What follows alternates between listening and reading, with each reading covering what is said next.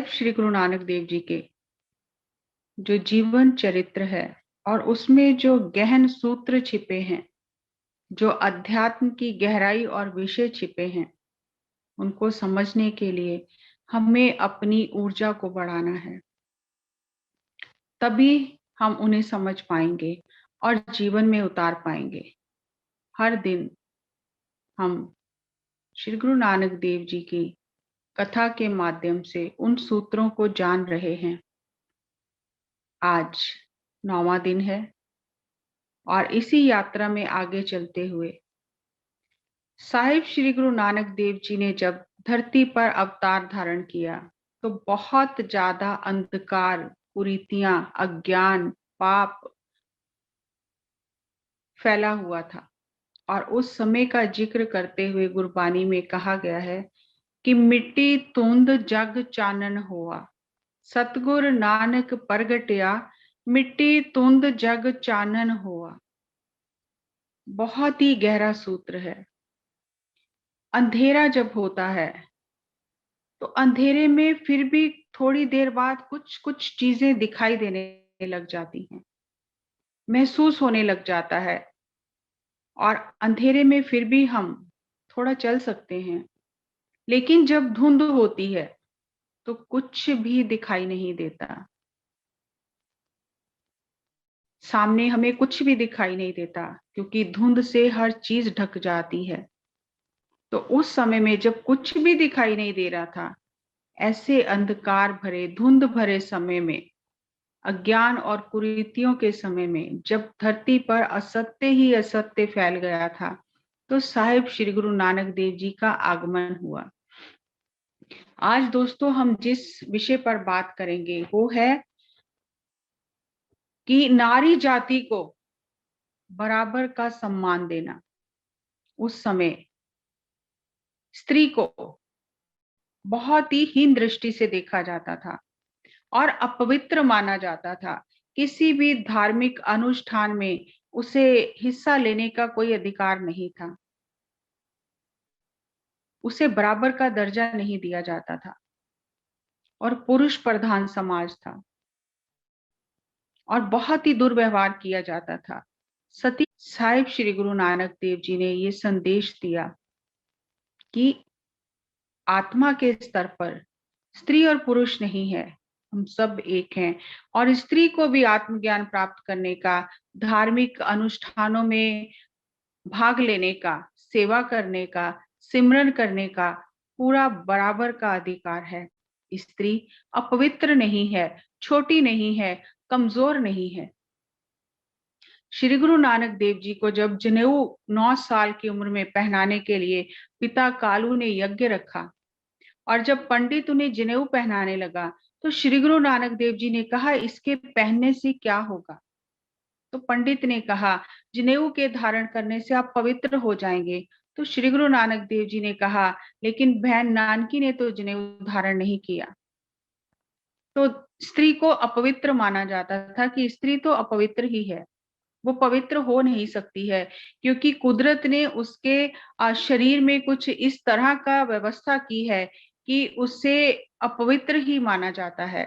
बच्चा पैदा होता है तब स्त्री को अपवित्र माना जाता है, और जब महीने के कुछ दिनों में उसके शरीर में परिवर्तन आता है तब उससे अपवित्र मानकर बिल्कुल अलग कर दिया जाता था कि वो कोई भी धार्मिक कार्य में हिस्सा नहीं ले सकती है, वो रसोई घर में काम नहीं कर सकती है, अछूत मानकर बिल्कुल हर एक से अलग कर दिया जाता था और बहुत ही दुर्व्यवहार किया जाता था। तो श्री गुरु नानक देव जी ने कहा कि स्त्री ही गर्भ धारण करती है और उस गर्भ में बच्चे को पालती है, फिर उसे जन्म देती है। फिर स्त्री के साथ ही जब वो बड़ा होता है तो उसकी शादी होती है। फिर शादी, स्त्री पुरुष जब मिलते हैं, बंधन में बंधते हैं, फिर स्त्री से ही संसार चलता है, वही जीवन संगिनी बन के उसका साथ देती है। तो वो अपवित्र कैसे हो सकती है? जब सृष्टि के सृजन का सूत्र ही स्त्री के अंदर है तो वो अपवित्र कैसे हो सकती है? तो साहिब श्री गुरु नानक देव जी ने अपनी गुरबाणी के माध्यम से कहा कि केवल एक परमात्मा ही है जो स्त्री के गर्भ से जन्म नहीं लेता।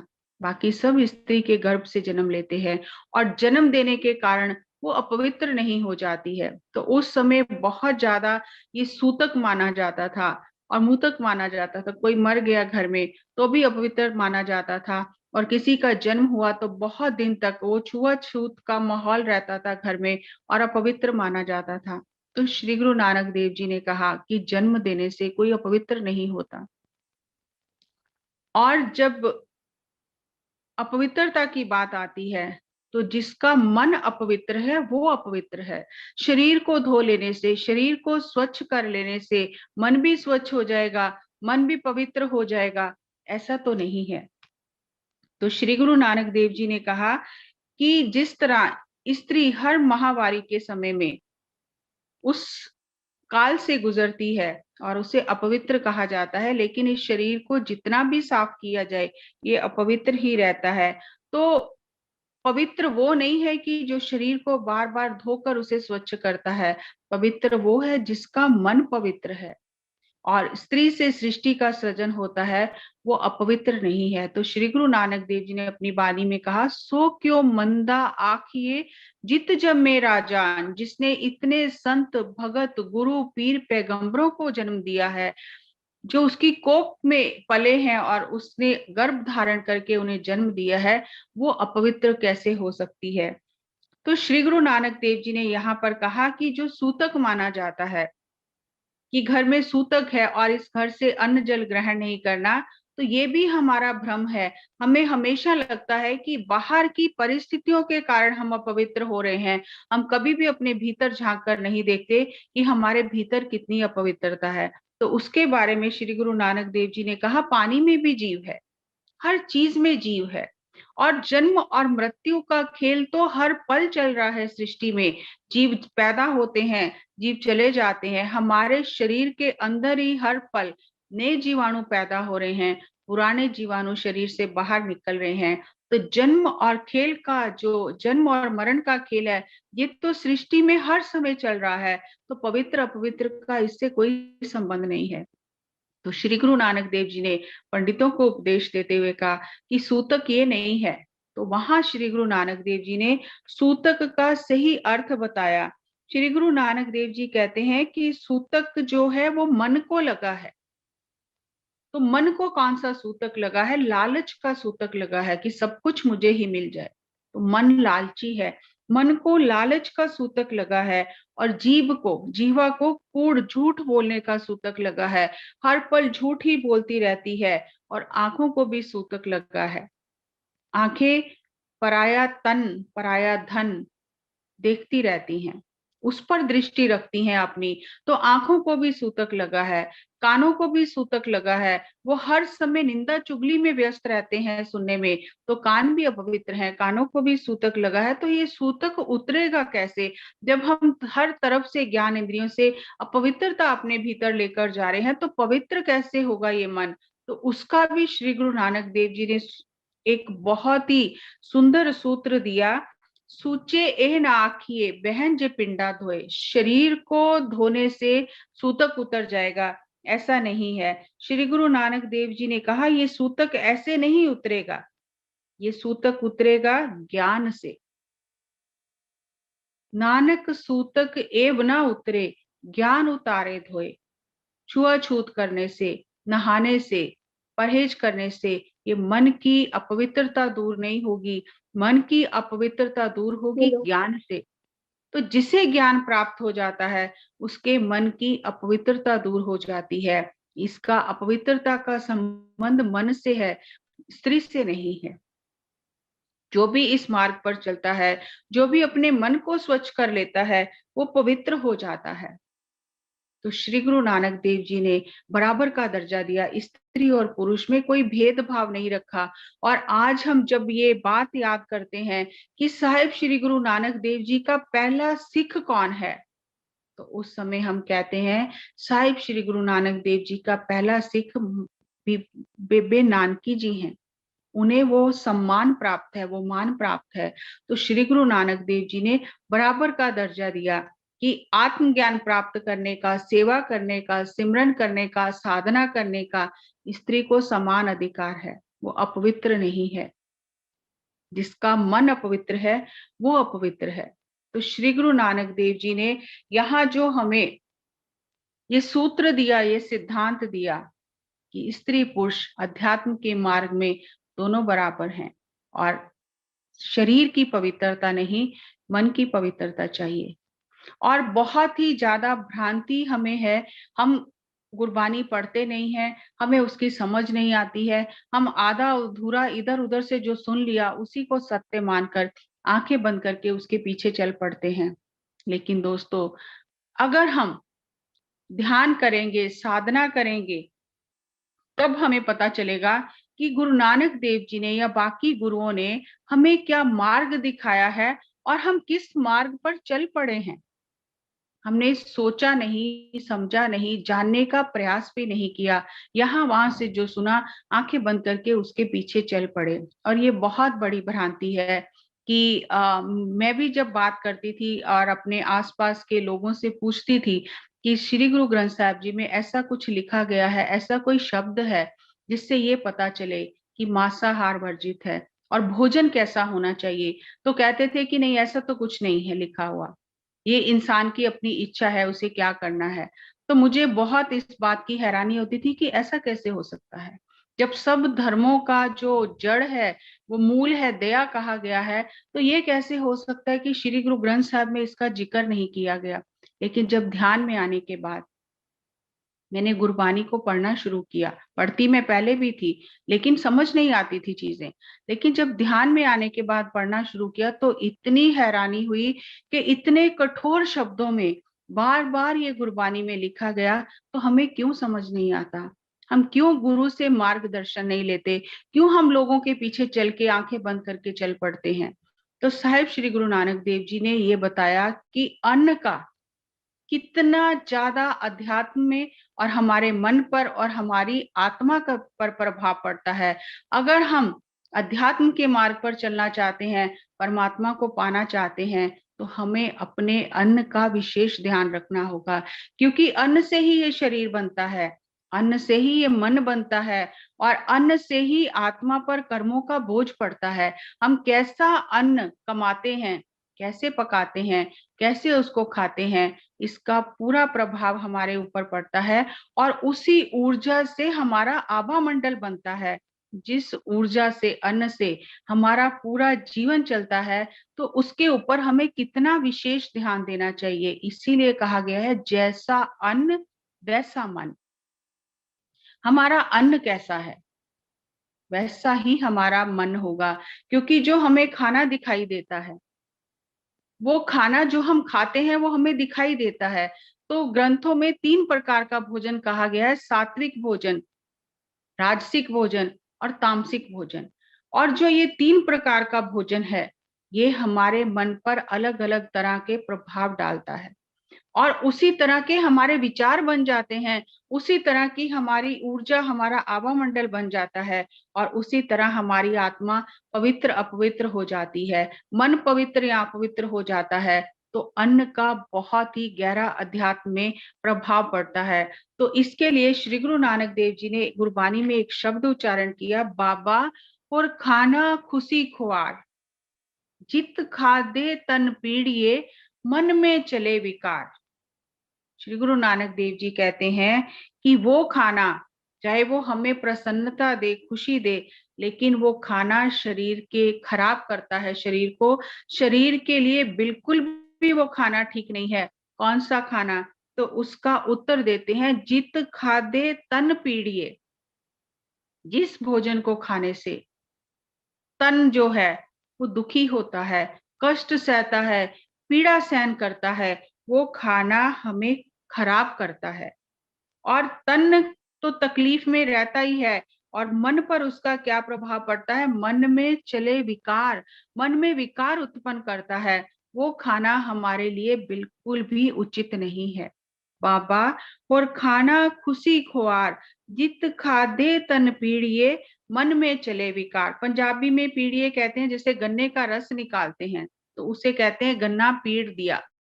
तो इसी तरह जो खाना हम खाते हैं, तामसिक भोजन खाते हैं हम, जो हम मांसाहार करते हैं, तो उससे हमारी ऊर्जा इतनी भारी हो जाती है कि वो हमारे शरीर से प्राण ऊर्जा को खत्म कर देता है और हमारा शरीर बीमारियों का घर बन जाता है, क्योंकि हमने खाना ही ऐसा खाया है। तो जैसा खाना खाते हैं वैसा ही हमारा मन होता है, वैसी हमारी ऊर्जा होती है। खाने की ऊर्जा का हमारे ऊपर अत्यधिक गहरा प्रभाव पड़ता है और खाने की ऊर्जा हमारी अध्यात्म की यात्रा को भी प्रभावित करती है। और कई जगह पर गुरबानी में इसका जिक्र आया, मास मास कर मूर्ख झगड़े, ज्ञान ध्यान नहीं सूझे। मूर्ख लोग इस बात पर झगड़ा करते हैं, ना ज्ञान पता है, ना स्पिरिचुअल विजडम पता है, ना ध्यान किया है, और इस बात को लेकर झगड़ा कर रहे हैं। तो श्री गुरु नानक देव जी कहते हैं, पहले इस बात को अच्छे से जान लो, इसकी परिभाषा को जान लो। कौन मांस कौन साग कहावे, मांस क्या है और साग क्या है, किसमें पाप समाने, किसको करने से पाप होते हैं, आत्मा कर्म सिद्धांत में बंध जाती है, वो कौन सा खाना है, मांस की क्या परिभाषा है और साग की वनस्पति की क्या परिभाषा है, पहले इसको जान लो। और जब हमें ये समझ आएगी कि किस कर्म को करने से हम पाप कर रहे हैं, हम कर्म सिद्धांत में बंध रहे हैं, तो वो खाना हमारे लिए बिल्कुल भी उचित नहीं है, जो हमें कर्मों के बंधन में बांध रहा है। तो हमें अपने भीतर झांक कर ये देखना है कि हम स्वयं के साथ, ये शरीर हमें मिला है, हमने बनाया नहीं है, ये कुदरत ने बनाया है। और जिस तरह कार जो होती है, कोई गाड़ी होती है जो पेट्रोल से चलने वाली होती है, अगर उसमें हम डीजल या मिट्टी का तेल डाल दें तो थोड़े दिन चलेगी, खराब हो जाएगी। तो इसी तरह ये शरीर शाकाहारी भोजन के लिए बना है। और एक बार श्री गुरु नानक देव जी अपनी यात्रा में जाते जाते एक मुल्ला के पास पहुंचे और वो अपना जो छुरी थी, चाकू था, उसको बहुत तेज कर रहा था, उसको पत्थर पे घिस के तेज कर रहा था। तो श्री गुरु नानक देव जी ने कहा, मुल्ला जी आप क्या कर रहे हो? तो मुल्ला ने कहा कि मैं छुरी तेज कर रहा हूं और रोजे खत्म हो गए हैं, अब मैं इससे बलि चढ़ाऊंगा और फिर हम उसे मांस को पकाकर खाएंगे। तो श्री गुरु नानक देव जी ने कहा, वहां शब्द उच्चारण किया जो गुरबानी में शब्द लिखा हुआ है, तो कबीर जी का शब्द है। तो वहां पर कहा, वेद कतेब कहो मत झूठे, झूठा जो ना विचारे। वेद कतेब कुछ भी झूठा नहीं है, सब में सत्य की बात की है, और हम अपने ढंग से उसका मतलब निकाल लेते हैं। तो श्री गुरु नानक देव जी कहते हैं, जो इस बात का विचार नहीं कर रहा है सत्य असत्य का, वो झूठा है, लेकिन ग्रंथ झूठे नहीं है। और श्री गुरु नानक देव जी ने उस मुल्ला को कहा कि इससे क्या होगा? तो उसने कहा, मेरे पर अल्लाह प्रसन्न होगा। तो श्री गुरु नानक देव जी ने प्रश्न किया, किस पर अल्लाह प्रसन्न होगा, आपके ऊपर कि मुर्गी के ऊपर? तो उसने कहा, मेरे ऊपर। तो श्री गुरु नानक देव जी ने कहा, जान तो मुर्गी की जा रही है, अल्लाह के दरबार में वो प्रार्थना कर रही है उसकी आत्मा, और आप तो प्रसन्न हो, तो अल्लाह किसकी पुकार सुनेगा, आपकी पुकार सुनेगा कि मुर्गी की पुकार सुनेगा? तो वहां श्री गुरु नानक देव जी ने कहा, वेद कतेब कहो मत झूठे, झूठा जो ना विचारे, जो सब में एक खुदाए कहत हो, तो क्यों मुर्गी मारे? जो सब में कह रहे हो एक ही खुदा है, सबके अंदर वो परमात्मा है, तो क्या मुर्गी में वो परमात्मा नहीं है? फिर इसे क्यों मार रहे हो? और एक जगह पर और कहा, सरजियो काटे निर्जियो पूजे, अंत काल को भारी। जिसमें जीव है, प्राण शक्ति है, प्राण ऊर्जा है, जो चल फिर रहा है, उसे तो काट रहे हो, और जो निर्जीव पत्थर है उसकी पूजा कर रहे हो, उसकी बलि चढ़ा रहे हो, जिसमें प्राण है। निर्जीव पत्थर को उसकी बलि चढ़ा रहे हो जिसमें प्राण है। तो सर जिसके अंदर जान है उसे काट रहे हो, और जिसके अंदर जान नहीं है उसे मार रहे हो। सरजियो काटे निर्जियो पूजे, अंत काल को भारी। अंत काल में ये कर्म जो हम कर रहे हैं ये बहुत भारी होंगे। और कबीर जी ने कहा है, गुरबानी में ये उनका श्लोक आया है, कबीर भांग सुरापान माछली, जो जो प्राणी खाहे, तीर्थ बरत नेम किए, सबे रसातल जाए। जो व्यक्ति ये खाता है, इनका पान करता है, वो कितने भी तीर्थ नेम व्रत करे, वो सब पाताल में चले जाते हैं। जैसे एक बर्तन जिसका तला नहीं है, उसमें कितना भी डालो वो कभी नहीं भरता, तो इसी तरह वो तीर्थ व्रत नेम उपवास जो भी करें, उसका कोई भी फल नहीं होता, क्योंकि हम जो नहीं करना वो कर रहे हैं, और जो करना है वो नहीं कर रहे हैं। तो आज अगर हम देखें तो ग्रंथों में जो लिखा है वो तो हमें समझ नहीं आ रहा, लेकिन आज जब पत्री जी हमें हमारी भाषा में समझा रहे हैं कि शाकाहारी बनो, तो कितना आसान है समझना। तो शाकाहारी भोजन मनुष्य के लिए उचित भोजन है, उसको खाने से मनुष्य के अंदर विकार कम होते हैं, लेकिन मांसाहारी भोजन खाने से विकार बढ़ जाते हैं, उसे तामसिक भोजन कहा जाता है। और आज पीएमसी पर बुद्धा फूड नाम से एक प्रोग्राम आता है, जिसमें पत्री जी ये कहते हैं कि खाना, एक बुद्ध को खाना पकाना चाहिए और बुद्ध को दूसरों को खाना पका के खिलाना चाहिए, ताकि उसकी ऊर्जा दूसरों में भी जाए और उनका भी कल्याण हो। तो यहाँ हमें ये भी समझ लेना है कि बुद्ध का अर्थ भगवान बुद्ध से नहीं है। जब मैं पिरामिड सोसाइटी में आई थी और ये कहा जाता था बुद्धम शरणम गच्छामि, धर्मम शरणम गच्छामि, संघम शरणम गच्छामि, तो मैं नहीं बोलती थी कि मैं क्यों बुद्ध की शरण में जाऊं, मैं तो गुरु नानक की शरण में जाऊंगी, तो मैं ये बोलती ही नहीं थी। लेकिन धीरे धीरे ध्यान करते करते मुझे इस बात की समझ आई, इस बात का ज्ञान हुआ कि बुद्ध का मतलब बुद्ध भगवान से नहीं है। जो भी आत्मज्ञानी है वो सभी बुद्ध ही हैं, उन्होंने बुद्धत्व को प्राप्त किया है। और जिसने बुद्धत्व को प्राप्त किया है, जब वो अपने हाथों से भोजन पकाकर किसी को खिलाता है, तो उसकी भी ऊर्जा बदल जाती है।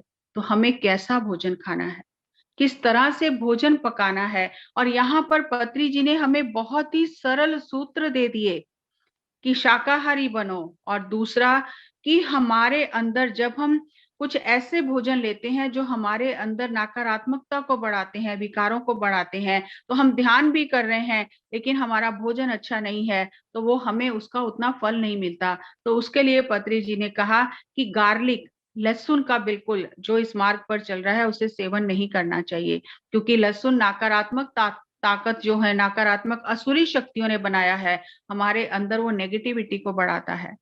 और मशरूम नहीं खाना चाहिए, क्योंकि मशरूम ना तो फल है ना सब्जी है, उसमें फोटोसिंथेसिस प्रोसेस नहीं होता है, उसमें प्राण ऊर्जा नहीं है, और वो पचने के लिए हमारे शरीर की ऊर्जा ले लेता है। और फ्रिज में रख कर पका कर खाना, फिर उसे बार बार गर्म करके खाना, वो खाना हमें ऊर्जा नहीं देता, वो हमारे शरीर की ऊर्जा को ले लेता है।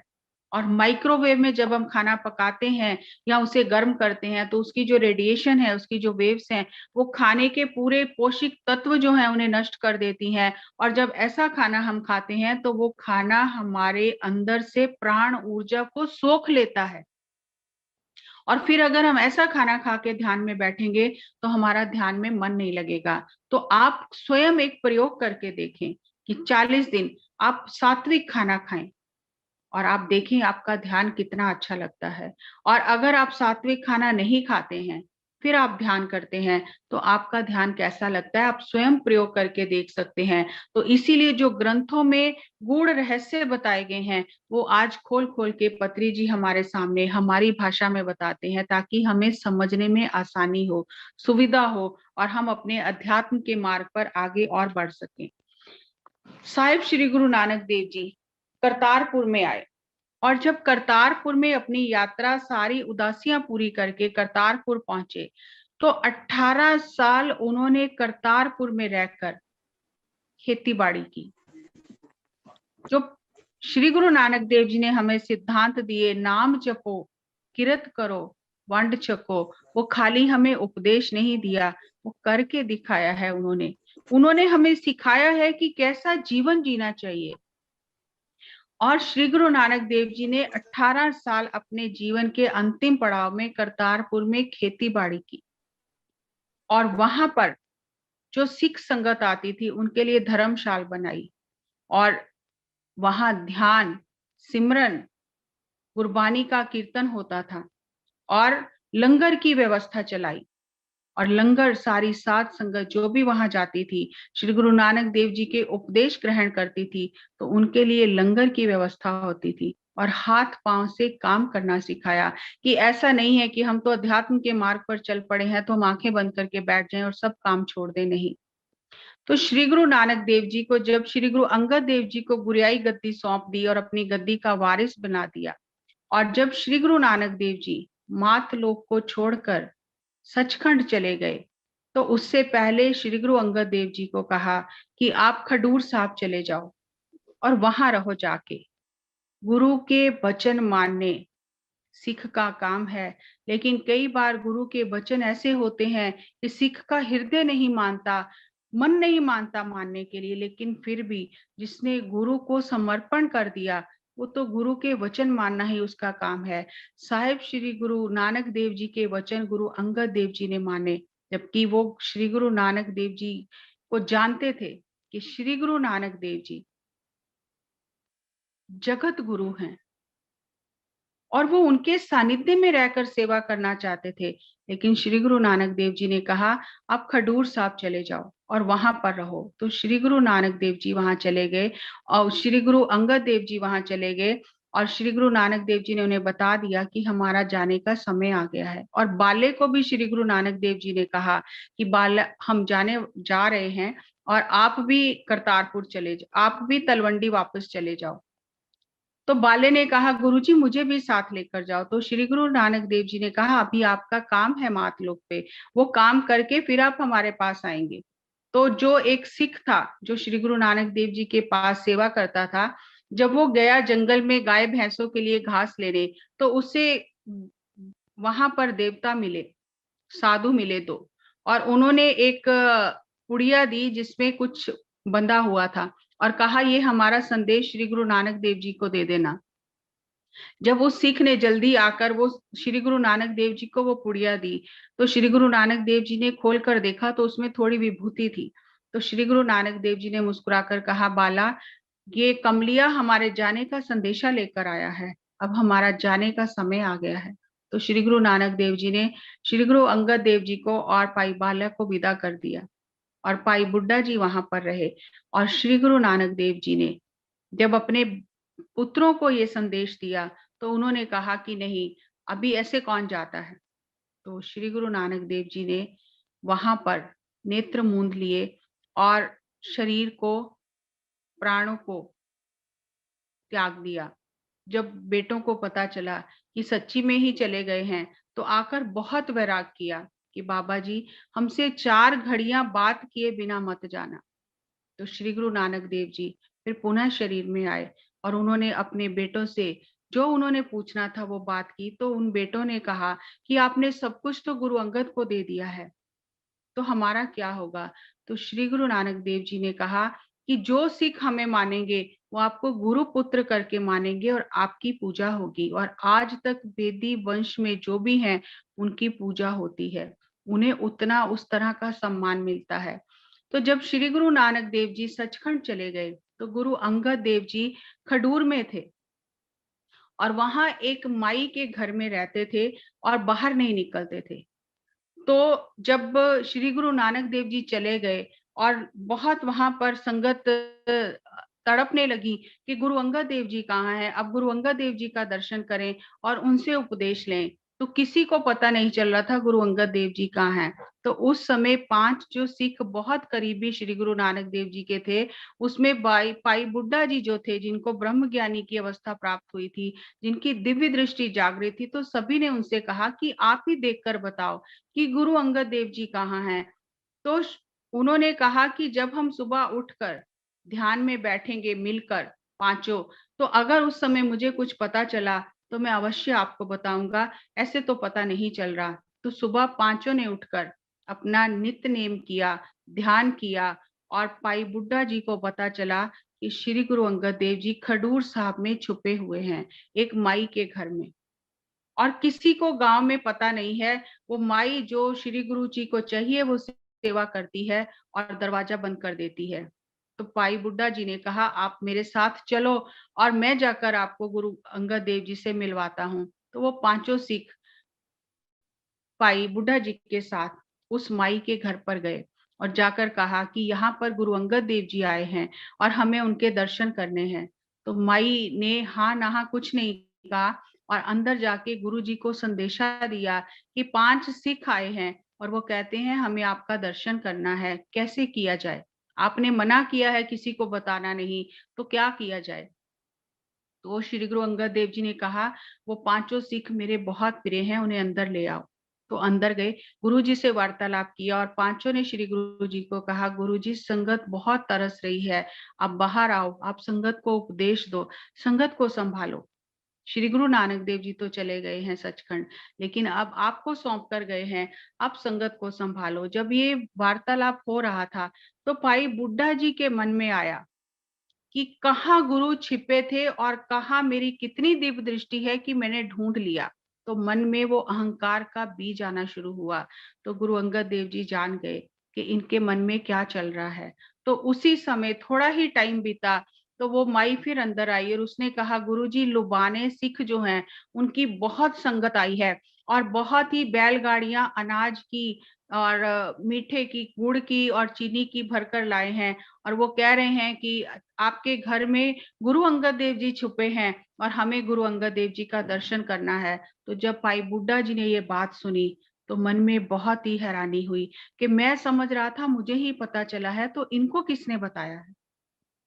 तो तब उन्हें ये ज्ञान हुआ कि गुरु जिसे चाहे उससे अपनी शक्ति से जो चाहे ज्ञान दे सकता है। तो इसका मतलब यही हुआ कि मैं कोई ज्यादा विशेष नहीं हूँ, गुरु की ये लीला है, वो जिसे चाहे ज्ञान दे सकता है। तो उस समय उन्होंने गुरु अंगद देव जी से क्षमा मांगी कि मेरे मन में ये बात आ गई और आपने उसका निवारण कर दिया। तो गुरु अंगद देव जी ने फिर संगत को उपदेश देना शुरू किया, क्योंकि धीरे धीरे सबको ये पता चल गया कि गुरु अंगद देव जी यहाँ विराजमान हैं। तो गुरु अंगद देव जी के मन में ये विचार आया कि मेरे जो गुरु श्री गुरु नानक देव जी हैं, वो तो पूर्ण पुरख थे और उन्होंने पूरी धरती की इतनी यात्रा की है, इतने जीवों का उद्धार किया है। तो कोई ऐसा सिख हो जो मुझे गुरु नानक देव जी का जीवन चरित्र, उनकी साखियां सुनाए कि कहाँ कहाँ मेरे गुरुदेव गए और उन्होंने क्या क्या कौतक किए, क्या क्या लीला की। तो एक सिख ने कहा कि ऐसा सिख तो भाई बाला ही है।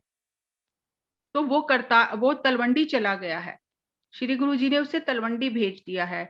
तो गुरु अंगद देव जी ने कहा, भाई बाले को बुलाओ। तो एक सिख गया, भाई बाले को बुलाकर लाया। तो श्री गुरु अंगद देव जी ने पूछा कि आप कौन हो? तो बाले ने कहा, मैं गुरु नानक का सिख हूँ।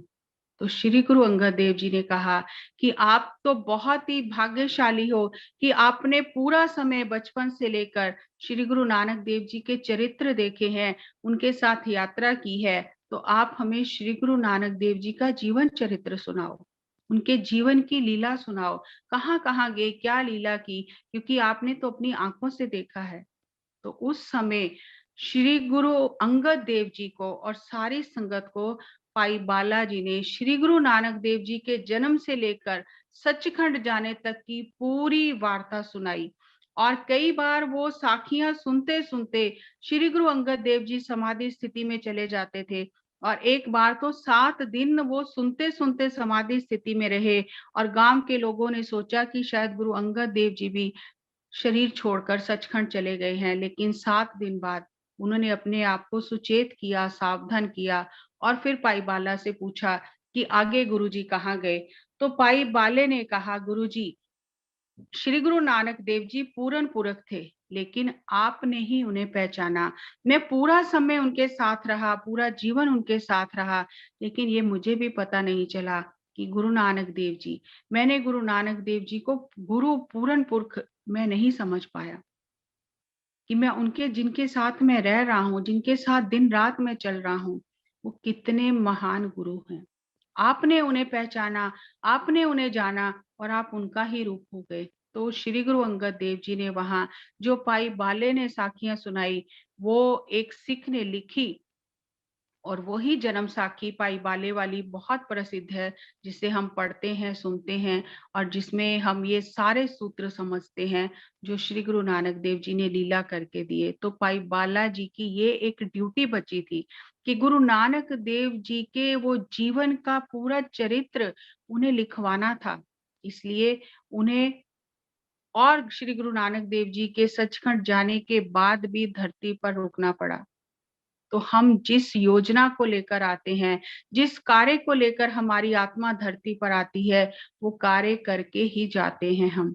तो ऐसे अद्भुत चरित्र श्री गुरु नानक देव जी के हमने जाने, सुने और समझे, और हम और गहरा जाएं और ध्यान करें, और ज्यादा गहरा जाएं और हम समझें और हम इन्हें अपने भीतर उतारें, ताकि हम भी इस अपनी जीवन यात्रा में अपनी योजना के अनुसार जो करने आए हैं वो करके जाएं।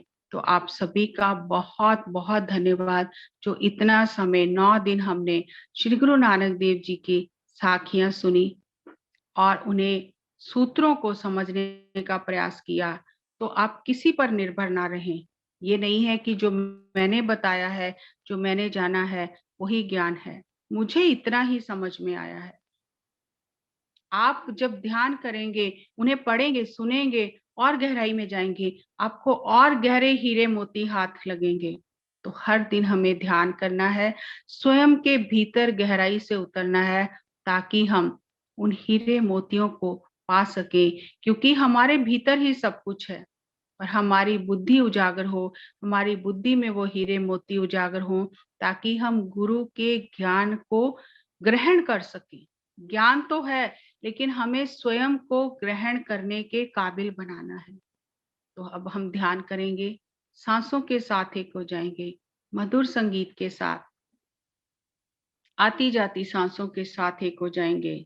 हर एक सांस जो हम ले रहे हैं, हर एक सांस जो हम छोड़ रहे हैं। ध्यान के बिना ज्ञान नहीं, और ज्ञान के बिना मुक्ति नहीं। ध्यान से उत्पन्न ज्ञान ही हमें मुक्ति दे सकता है।